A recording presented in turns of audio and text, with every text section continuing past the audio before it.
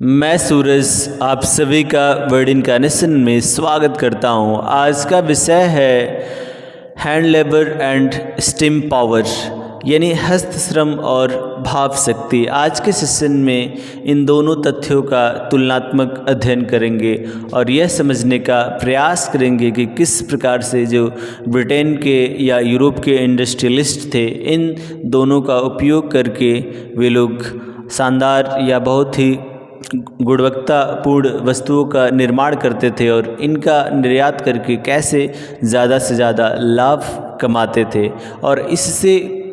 कुछ जुड़े हुए महत्वपूर्ण तथ्य है, जैसे कि सीजनल वर्कर्स क्या होते हैं, इनका किस प्रकार से उपयोग किया जाता था। दूसरा तथ्य है मैनुअल स्किल लेबर, यानी मैनुअल स्किल लेबर कैसे होते थे, वे किस प्रकार से किसी भी वस्तु का फिनिशिंग शानदार तरीके से करते थे।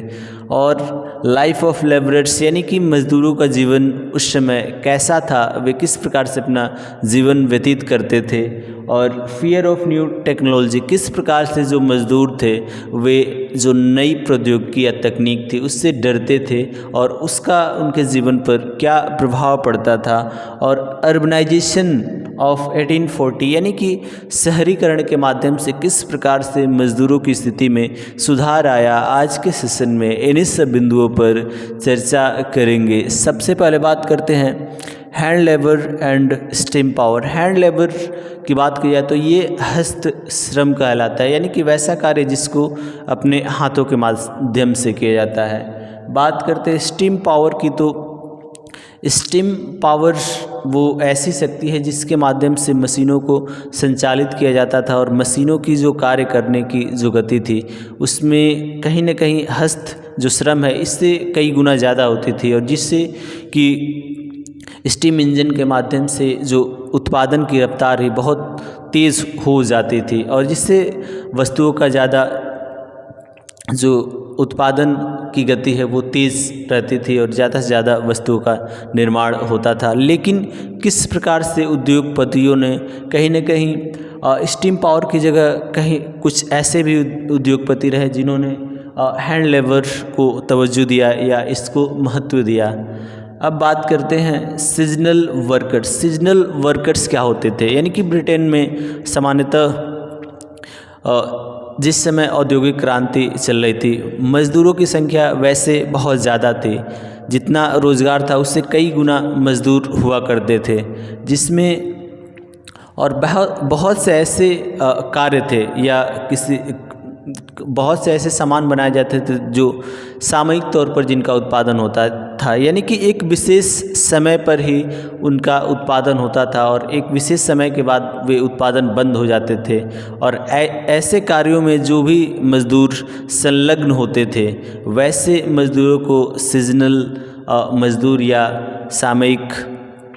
मज़दूर बोला गया। और वे कुछ महीने तो काम उनको मिलता था, लेकिन उसके बाद से और महीने फिर से वे लोग बेरोज़गार हो जाते थे, तो ऐसे श्रमिकों को ही सीजनल लेबरर बोला गया। अब बात करते हैं manual skilled labourer. Manual skilled labourer यानी कि वैसे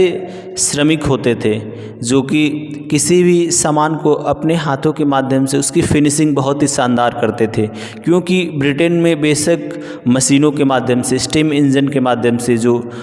उत्पादन की जो रफ्तार है वो तेज़ हो गई थी, लेकिन यह हमें ध्यान रखना होगा कि जो मशीनों से जिन वस्तुओं का उत्पादन होता था उनकी जो डिज़ाइन होती थी या उनका जो टाइप्स होता था सिर्फ किसी विशेष प्रकार के कपड़ों या किसी विशेष प्रकार की वस्तुओं को ही बनाया जा सकता था, उसमें अलग से कोई विशेष प्रयोजन नहीं किया जा सकता था। लेकिन जो कुशल श्रमिक होते थे, जो मैनुअल स्किल लेबरर होते थे, ये लोग जो हाथों से वस्तुएं बनाते थे उसमें तमाम तरीके की कलाकारी करके उसको और वस्तुओं से बेहतर बनाते थे, और जिससे जो ब्रिटेन में जो सामंतवादी लोग थे या जो पैसे वाले लोग थे वे लोग हाथों से बनाई हुई चीज़ों को ज़्यादा पसंद करते थे। और जो भी फैक्ट्रियों के माध्यम से बड़े पैमाने पर स्टीम इंजन के माध्यम से जो सामानों को बनाया जाता था उनको विदेशों में निर्यात किया जाता था, और जो हस्त यानी कि हाथों के द्वारा जो वस्तुएं बनाई जाती थी उसको ज़्यादातर जो ब्रिटेन के जो अमीर घराने के लोग थे वे लोग उसको खरीदना पसंद करते थे। यानी कि इस तरीके से कहीं ना कहीं मैनुअल स्किल का भी बहुत ही सम्मान था स्टीम इंजन मशीनों के युग में भी। अब बात करते हैं life of labourers. Life of labourers की बात की जाए तो वैसे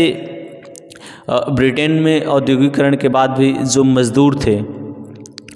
कहीं ना कहीं उनका जो अनुपात है, जो रोज़गार है, उसके अपेक्षा ज़्यादा था, और जिससे कि वे लोग बेरोज़गारी का शिकार होते थे। और जब भी किसी फैक्ट्री में मज़दूरी की बात आती थी तो 100 की जगह हज़ारों लोग पहुंचते थे, और जिससे कि जो मज़दूरी है उनको वो भी कम तय करना पड़ता था, और वे लोग आसानी से जो इंडस्ट्रियलिस्ट थे उनको सस्ते दामों पे मज़दूर मिल जाते थे, और जिससे कि ज़्यादातर जो मज़दूर बेरोज़गारी थे और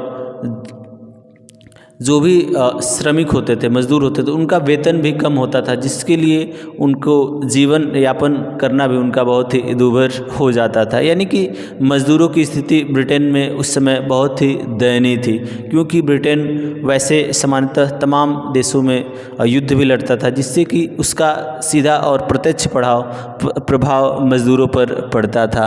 अब बात करते हैं fear of new technology. Fear of new technology की बात की जाए तो यह था श्रमिकों का भय, तकनीक से श्रमिकों का भय। इसमें यह होता था कि जब भी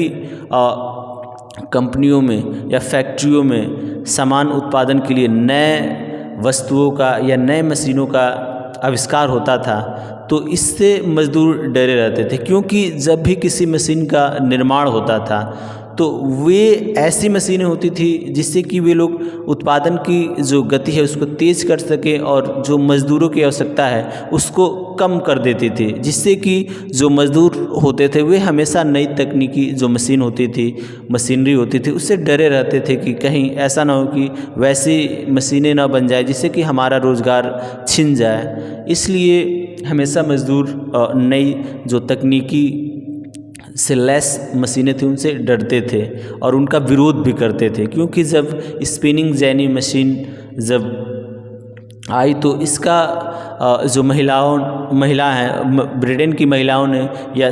मतलब श्रमिक महिलाओं ने इसका प्रबलता से विरोध किया। अब बात करते हैं अर्बनाइजेशन ऑफ 1840, यानी कि 1840 के बाद से यूरोप में ब्रिटेन में जब शहरीकरण हुआ, इसके माध्यम से तमाम तरीके के रेलवे ट्रैक्स बने, उसके बाद से सड़कों को चौड़ा किया गया और तमाम तरीके के औद्योगिक संस्थान बने, सरकारी संस्थान बने, जिससे कि वहाँ के लोगों को रोज़गार मिला और कुछ हद तक जो मज़दूरों की स्थिति थी उसमें सुधार आया। धन्यवाद।